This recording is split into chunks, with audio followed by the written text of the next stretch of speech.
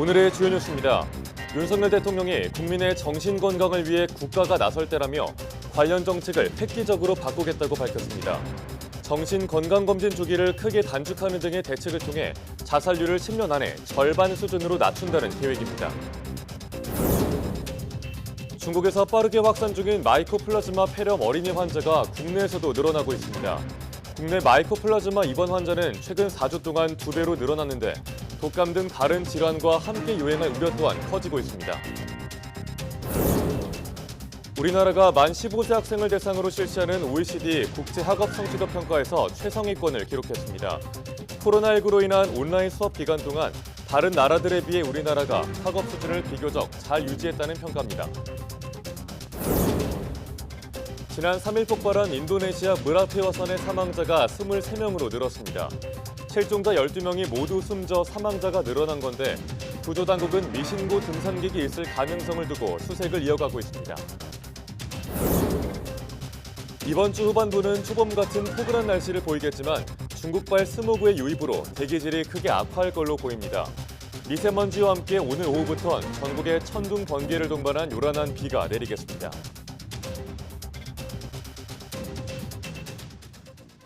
여러분 안녕하십니까? 12월 6일 사이언스 투데이입니다. 중국에서 급격히 확산한 마이코플라즈마 폐렴 어린이 환자가 국내에서도 크게 늘고 있습니다. 이번 폐렴은 다른 질환과 함께 유행할 우려까지 겹치면서 감염병 대응에 경고등이 켜졌습니다. 조용성 기자가 보도합니다. 어린이 병원 대기실에 진료를 기다리는 아이들로 가득 찼습니다. 대부분 호흡기 질환 증세로 마스크를 쓴 어린이 대기자는 수십 명에 이르고 병상 50개도 모두 찼습니다. 최근 감기 증세로 병원을 찾는 아이들 가운데 상당수는 마이코플라즈마 폐렴 진단을 받는 상황. 병원을 함께 찾은 부모들은 불안하기만 합니다. 중국 폐렴 유행도 하고 있다고 하고 이제 그쪽 계열인 것 같은데 더 자세한 건 검사를 조금 더 해봐야 된다고 하시더라고요. 국내 마이코플라즈마 입원 환자는 최근 4주 동안 2배로 늘어나며 급증하고 있습니다. 지금은 오늘 열났는데 내일 됐더니 애가 기침을 말할 수 없이 많이 하고 그 다음날 됐더니 엑스레이가 허옇게 됐더라. 이렇게 예측할 수 없는 정도로 진행을 하는 아이들이 있습니다. 일부 어린이 병원은 병실마저 부족한 상황이라 진단을 받고도 입원하지 못하는 일도 있습니다. 질병관리청은 그러나 최근 환자가 증가하고 있지만 지난 2019년 유행 때보다 절반 수준이라고 밝혔습니다. 대한아동병원협회는 이에 대해 소아 감염병은 급격한 확산 가능성이 큰데 중국이나 타이완 등의 마이코플라즈마 확산세가 비상인 상황에서 국내 대응이 너무 안일하다고 지적했습니다. 전문가들은 코로나 시기를 겪으면 면역력이 약해진 지금 시기에 독감이나 코로나 등과 함께 감염될 경우 위중증으로 진행될 가능성이 크다고 우려합니다. 의학계에서는 마이코플라즈마 세균이 더 강력해진 원인을 항생제의 내성이 생겼기 때문으로 보고 있습니다. 질병관리청은 세계보건기구와 중국 상황을 공유하는 긴급회의 등을 진행하면서 상황을 예의주시하고 있습니다. YTN 조용성입니다. 윤석열 대통령이 국민의 정신 건강을 위해 이제 국가가 적극 나서야 할 때라며 예방부터 치료, 회복에 걸친 모든 과정의 정신건강 정책을 획기적으로 바꾸겠다고 밝혔습니다. 정부는 이를 통해 자살률을 10년 안에 절반 수준으로 낮추겠다는 계획입니다. 권남기 기자입니다. 정신건강의 대표적 지표 중 하나인 자살률. 한국은 수년째 OECD 국가 중 압도적 1위입니다. 하루 평균 35명 정도가 스스로 목숨을 끊는 현실. 정부가 이런 자살률을 10년 안에 절반 수준으로 줄이겠다는 목표를 제시했습니다. 높은 경제 수준에 비해서 자살률이 1위이고 또 행복지수는 꼴찌입니다. 그리고 삶의 만족도가 대단히 낮습니다. 이를 위해 자살의 주요 원인 중 하나로 꼽히는 정신질환을 더는 개인의 문제로 두지 않고 주요 국정 어젠다로 삼아 챙기기로 했습니다. 먼저 현재 10년 주기인 정신건강 검진을 청년층부터 2년 주기로 크게 줄여 정기적으로 실시하고 검사 항목도 확대합니다. 학교나 직장에서 스트레스와 우울 증세 등을 쉽게 털어놓을 기회도 늘려 임기 내 100만 명에게 심리 상담을 제공한다는 계획도 내놨습니다. 정기적인 신체 건강 검진으로 몸속 질병을 미리 잡아내듯 마음속 정신 건강을 대상으로도 국가 차원의 조기 진단 체계를 구축하겠다는 겁니다.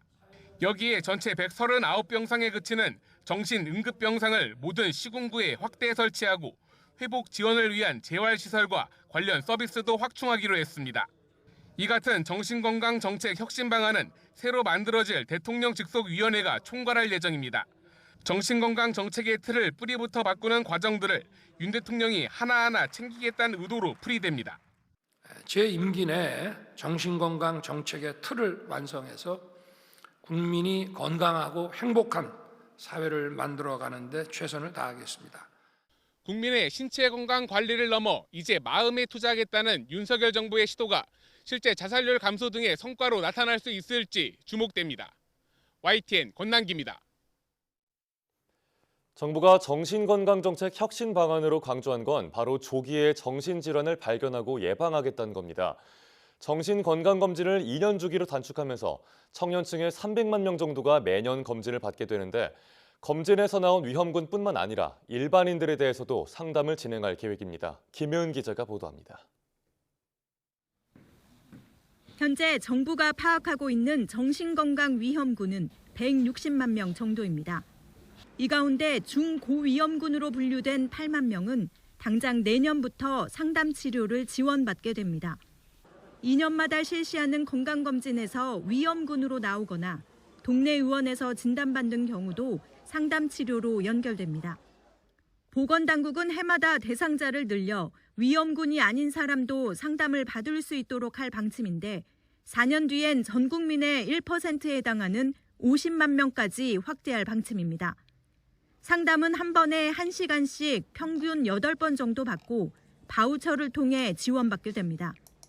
늘어나는 대상자를 고려해 국가 자격증을 지닌 정신건강 전문요원과 임상심리사 외에도 민간 자격자도 허용할 방침입니다. 젊을 때 발병률이 높은 정신질환의 특성을 고려해 청년층을 대상으로 조기 발견에 집중할 계획입니다. 조울증, 조현병 등 주요 정신질환이 20, 30대에 주로 발병한다는 것 하나와 조기 발견 시 상담과 약물 치료 등으로 적절한 치료와 회복이 가능하다고 알려져 있기 때문입니다. 내년 심리상담 관련 예산은 286억 원 정도로 향후 5년 동안 7,800억 원 정도 들어갈 것으로 추산됩니다. 중증 정신질환 관리를 높이기 위해서는 24시간 응급 현장에 출동할 인력을 확충하고 폐쇄병동 등 치료 수가를 인상할 계획입니다. 또 퇴원 후 주사제 같은 치료제의 본인 부담금도 완화하게 됩니다. 하지만 이번 정신건강혁신안이 청년층에 집중되다 보니 노인이나 소아청소년의 정신질환 대책에는 상대적으로 소홀하다는 지적도 나옵니다. 또 정신장애인의 보험 가입 장벽이나 취업 규제를 완화하겠다고 밝혔지만 구체적인 방안은 없어 선언에 그쳤다는 비판도 나옵니다. YTN 김혜은입니다.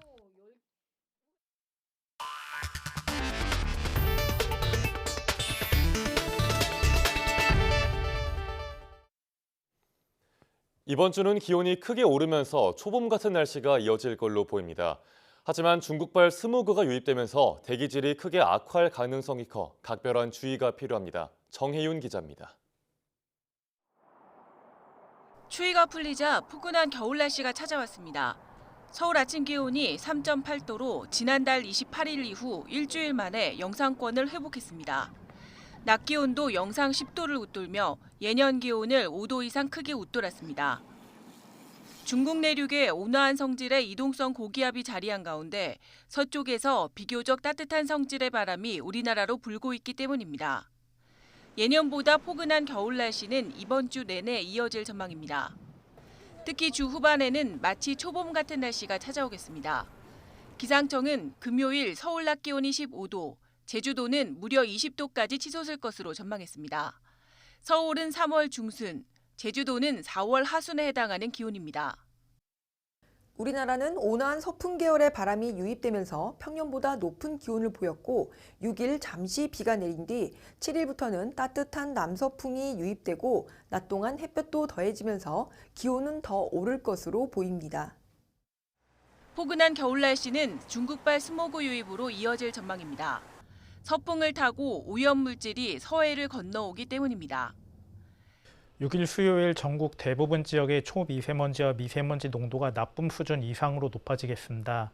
미세먼지는 6일 밤 동안 해소될 전망입니다. 하지만 금요일과 토요일 사이 또 한 차례 중국발 스모그가 유입되며 대기질이 크게 악화할 것으로 보여 주의가 필요합니다. YTN 정혜윤입니다.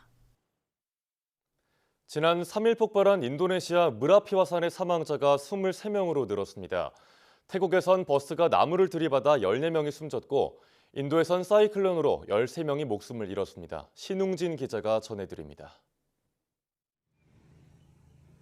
지난 3일 폭발한 인도네시아의 무라피 화산 실종자들이 결국 시신으로 돌아왔습니다.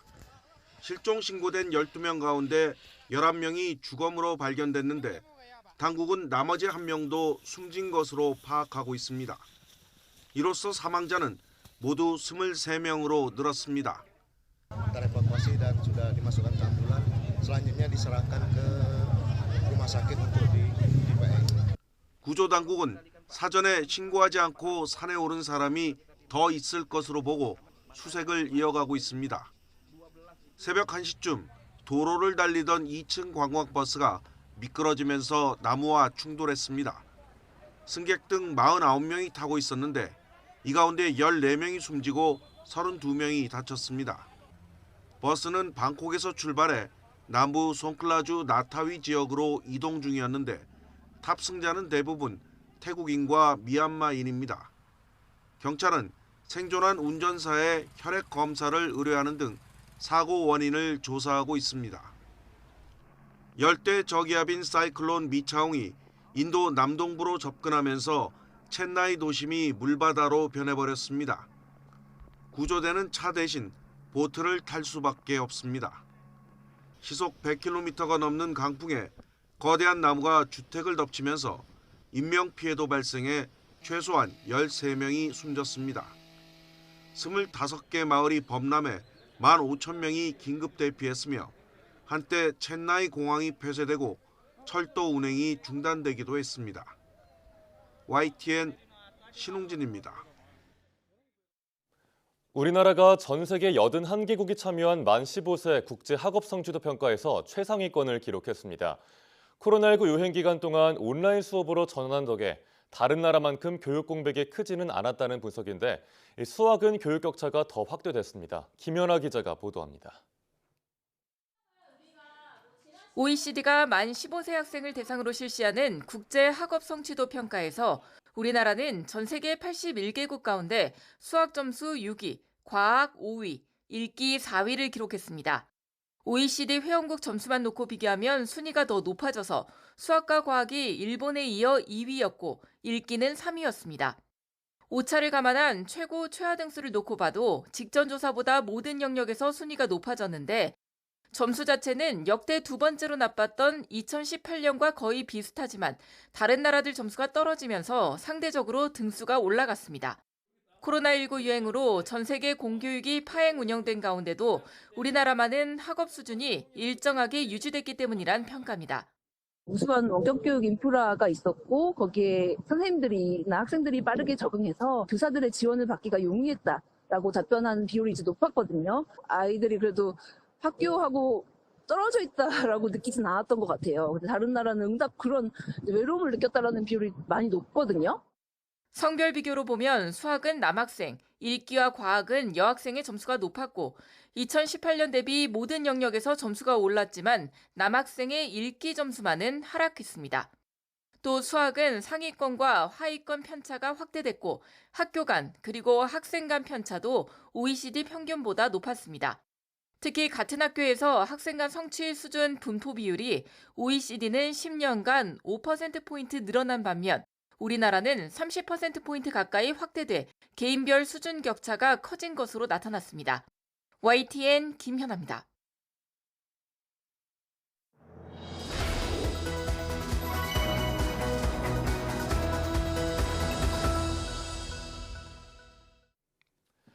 우리나라 대표 연구자들과 함께 다양한 연구 분야에 관해 깊은 이야기를 나눠보는 코너 국대들의 연구실 시간입니다. 오늘은 한국과학기술정보연구원의 연구실을 방문해 보겠습니다. 과학기술 분야에는 셀 수 없이 많은 정보가 필요하죠. 개인이 사용하는 작은 데이터부터 또 오랜 시간 처리해야 하는 대규모 데이터까지 그 종류와 양도 다양한데요. 이런 과학기술 데이터를 수집하고 체계화하는 것부터 일반인이 사용할 수 있도록 제공하는 것까지 담당하는 기관이 바로 한국과학기술정보연구원입니다. 이곳에서 어떤 연구가 이루어지고 있는지 문태경 기획본부장과 함께 자세히 이야기 나눠보겠습니다. 네, 어서 오세요. 네, 반갑습니다. 네, 방금 제가 간략하게 소개를 해드리긴 했는데 먼저 한국과학기술정보연구원이 어떤 곳인지 설명 부탁드립니다. 네, 저희 한국과학기술정보연구원은 1962년 설립된 과학기술 정보와 데이터와 관련된 전문 연구기관입니다. 크게 이제 두 가지 역할을 수행하고 있는데요. 먼저 국내의 과학기술 정보와 데이터를 한 곳으로 모으고 이를 이용자에게 효율적으로 활용할 수 있는 데이터 서비스와 분석 기능, 그다음에 방대한 데이터를 빠르고 정확하게 처리해야 하며 이를 전송할 수 있는 국가 슈퍼컴퓨터와 국가 과학기술 연구망을 운영하는 역할을 맡고 있습니다. 네. 그럼 한마디로 이제 과학기술과 관련된 데이터를 굉장히 방대하게 다루는 곳인데 이 데이터라는 게 사실 눈에 막 보이지가 않잖아요. 맞습니다. 그래서 그 처리하는 과정이 궁금합니다. 구체적으로 어떤 종류의 데이터들이 있나요? 네. 그 말씀하시는 것까지 데이터 시대에는 모든 것이 데이터고 또 그 범위와 양이 방대합니다. 저희 한국과학기술정보연구원이 다루는 데이터는 과학기술 분야에 한정돼 있지만은 과학기술 분야의 데이터 역시 굉장히 세분화가 되어 있습니다. 먼저 이제 연구 과정과 실험 중간에서 나오는 연구 데이터, 그다음에 연구가 끝나고 나오는 논문 데이터, 학술지 데이터, 그다음에 국가 연구개발 사업과 관련된 과제 데이터 및 연구 보고서 데이터, 연구 성과가 기술 사업화가 되어 나오는 특허 데이터 등이 있습니다. 현재 저희 연구원에서는 연구 논문 등의 데이터 1억 7천만 건, 그다음에 학술지 데이터 4천만 건, 국가 연구개발 사업 관련된 데이터 1천만 건, 그리고 연구 데이터 100만 건 등 약 2억 1천만 건의 과학기술 데이터를 보유하고 이를 대국민에게 서비스하고 있습니다. 네. 2억 1천만 건이라고 하니까 굉장히 방대한 양으로 들리는데 맞습니다. 이런 데이터를 각각 수집하고 관리하는 방법도 궁금합니다. 네, 과거에 이제 인터넷이 발달하지 않은 시대에는요, 저희 연구자들이 일일이 이제 해외에 나가서 원문을 수집해서 이걸 복사해서 서비스하는 방식으로 운영을 했었는데요. 그다음에 인터넷이 이제 본격적으로 보급된 이후에는 이제 온라인 통신을 통해서 국내 최초로 정보들을 스캔해서 이거 온라인 전송하는 서비스 단계를 거쳤습니다. 본격적인 이제 디지털 전환 시대에 있어서 연구 성과나 데이터 자체가 디지털화되어서 과학기술 데이터가 수집되고 있기 때문에요. 보다 양질의 데이터를 수집하기 위하여 국내 연구기관 및 학술단체, 대학 연구기관과의 협력을 잘하고 있습니다. 이제는 데이터의 수집보다는 이용자들에게 가치 있는 데이터를 효율적으로 서비스하기 위한 업무에 역점을 두고 있습니다. 이용자가 보다 편리하고 원하는 데이터를 빠르게 검색할 수 있는 데이터 큐레이션과 함께 AI를 결합한 생성형 서비스의 개발을 서두르고 있습니다. 네. 그런데 데이터 연구 관리라고 하면은 이게 괜히 좀 연구자들의 것으로 느껴지면서 저희 같은 일반인한테는 약간 안와될 수도 있을 것 같아요. 그러실 수 있습니다. 저희 같은 일반인들한테도 이런 데이터 관리가 영향을 주는 사례가 있을까요? 예, 물론입니다. 이제 과학기술 데이터라고 할 때 굉장히 이제 어렵게들 생각을 하시는데요. 그렇지는 않습니다. 이제 저희 연구원이 서비스하는 데이터들은 연구자를 위한 전문 연구 데이터들도 있지만은 중소기업의 제품 개발을 위한 분석 데이터라든지 일반 대학생들이 논문이나 보고서의 작성에 필요한 논문 데이터, 또 초중고학생들이 활용할 수 있는 과학 상식 데이터 등 다양한 이용자 눈높이에 맞는 데이터들을 서비스하고 있습니다. 네, 그 논문 데이터 말씀해 주시니까 대학생 때 봤던 그 수많은 논문들이 지나가는 것 같습니다. 네, 그렇다면 일반인들이 이런 정보를 어떻게 이용할 수 있을까요? 기본적으로 저희 기관에서 운영하고 있는 국내 최대의 과학기술 데이터 포탈인 사이언스온에서 기본적으로 이용이 가능하시고요. 국가 연구개발 사업에 관한 모든 정보는 국가 지식정보 서비스인 NTIS라고 있습니다. 활용이 가능하시고 국내외 학술지 정보에 관해서는 국가 오픈 액세스 플랫폼인 액세스온에서 누구나 이용이 가능하십니다. 네. 생각보다 국민들이 쉽게 접근할 수 있는 것 같은데 활용도는 얼마나 되나요? 현재 저희가 운영하고 있는 과학기술 데이터 서비스인 사이언스온에서의 회원은 약 21만 명이고요. 그다음에 사이언스를 통해서 연평균 한 1억 5천만 건의 활용 실적을 보이고 있습니다. 네, 굉장히 뭐 잘 활용되고 있는 예, 수치로 맞습니다. 보입니다. 네. 네, 데이터라고 하면은 저희가 뭐 쉽게 주고받는 그런 좀 작은 규모의 데이터라고 할까요? 그런 것도 있지만 연구에 쓰는 대규모 데이터도 관리를 하시잖아요. 네, 맞습니다. 앞서 초반에 좀 언급을 해주셨지만 슈퍼컴퓨터 이용하신다고요? 네, 맞습니다. 이제 논문이나 학술지 데이터는 이제 그 크기가 굉장히 작은 편이라서 네. 누구나 활용이 가능하지만은 고에너지 물리, 뭐 우주 데이터 등의 데이터는 크기가 엄청나게 크기 때문에요. 이를 데이터를 빠르게 처리하기 위해서는 국가 유일의 범용 슈퍼컴퓨터를 보유하고 운영하고 있습니다. 그래서 국내에는 이제 슈퍼컴퓨터가 많이 있지만은요, 네. 대부분 이제 기상청과 같이 인하우스용, 그러니까 해당 기관에서만 자체적으로 사용하는 폐쇄형 슈퍼컴퓨터인데요. 저희 기관 슈퍼컴퓨터는 국가 슈퍼컴퓨터로서 일반 국민에게 개방된 유일한 컴퓨터입니다. 그러니까 1988년 국내 이제 1호 슈퍼컴퓨터 도입을 시작으로 해서 현재 세계 슈퍼컴퓨터 순위 49위인 슈퍼컴퓨터 5호기 누리온을 운영하고 있습니다. 네.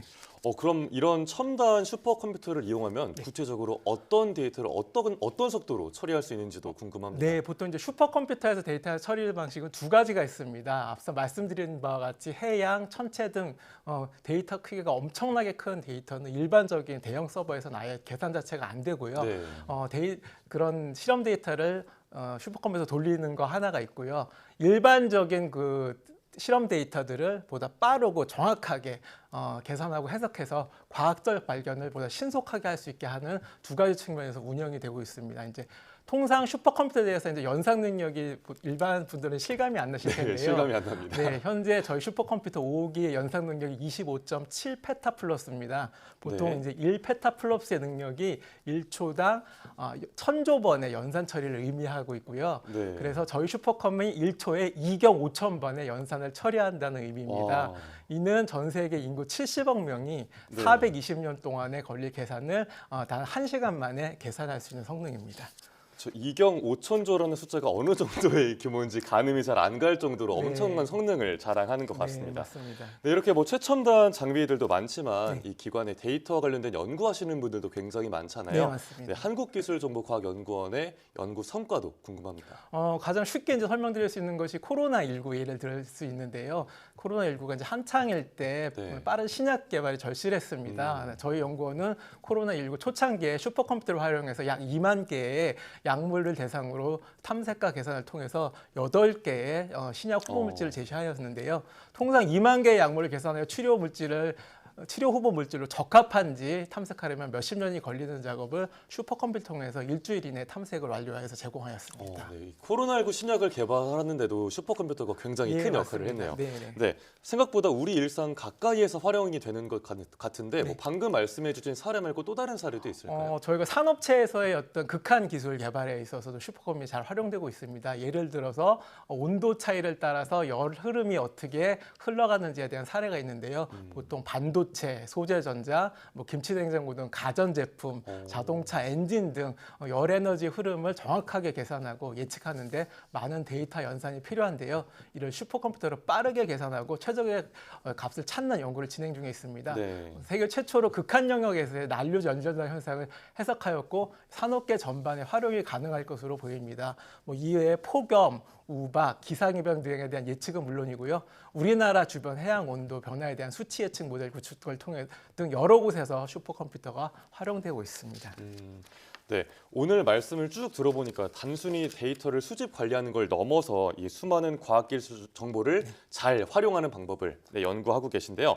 앞으로 이 연구 좀 목표도 들어보고 싶습니다. 예, 모든 분야가 마찬가지겠지만 데이터 환경이 가장 지금 빠르게 변하는 부분일 것 같습니다. 이제 올해 가장 큰 화두가 된 것이 챗 GPT를 비롯한 인공지능 검색 환경 부분이 화두가 됐는데요.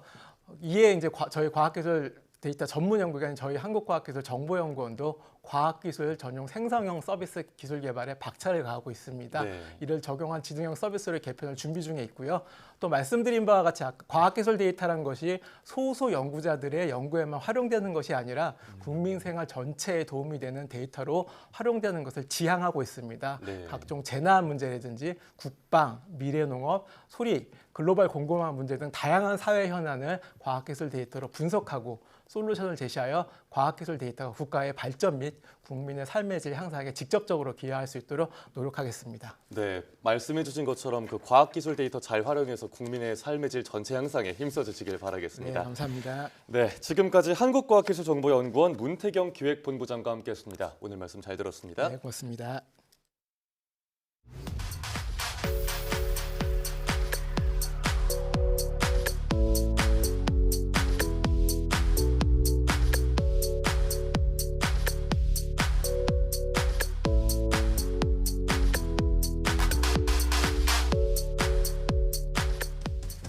네, 지난주와 달리 이번 주엔 야외 활동하기에 좋은 포근한 날씨가 이어지고 있습니다. 하지만 오늘 전해드린 대로 중국발 스모그가 유입돼 이번 주 후반까지 대기질은 크게 악화할 걸로 보이는 만큼 평소보다 호흡기 관리에 더 신경을 써주시는 게 좋겠습니다. 뉴스 마칩니다. 고맙습니다.